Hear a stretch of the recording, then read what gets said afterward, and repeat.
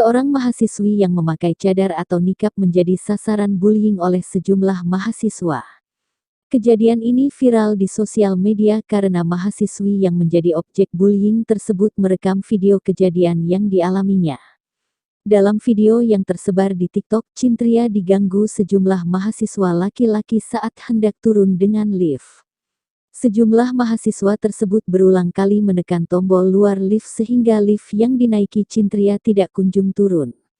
Mahasiswa tersebut baru berhenti menggoda Cintria ketika ada mahasiswa lain yang menegur dan merasa terganggu.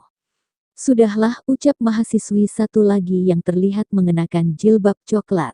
Cintria sendiri telah membuat video klarifikasi terkait kejadian yang menimpanya. Menurut Cintria, pihak kampus sudah mempertemukan dirinya dengan pelaku bully.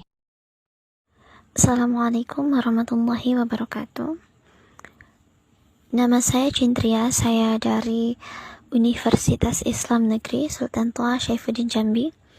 Di sini saya ingin mengklarifikasi bahwasanya terkait video yang sedang beredar di media sosial, terlebih di aplikasi TikTok, dari pihak kampus, dari pihak UIN sudah memberikan tanggapan terhadap video tersebut, dan besok pagi tinggal menunggu waktu di mana saya akan dipertemukan dengan pelaku yang ada di video tersebut. Pihak UIN tidak membiarkan adanya tindakan bully seperti demikian.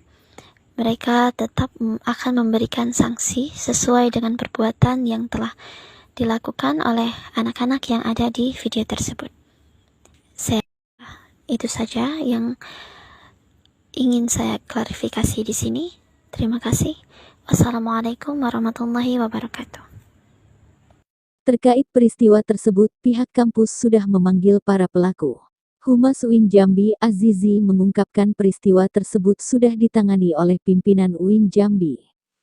Terpisah, Wakil Rektor 3 UIN Jambi, Bahrul Ulum mengatakan sudah memanggil para pelaku yang terlibat dalam bullying tersebut. Bahrul mengungkapkan pelaku sudah meminta maaf. "Kami sedang memanggil mahasiswa bersangkutan tersebut. Mereka sudah meminta maaf dan tidak akan mengulangi lagi," ujarnya. Bahrul mengatakan permintaan maaf dari pelaku tersebut dituliskan dalam surat pernyataan.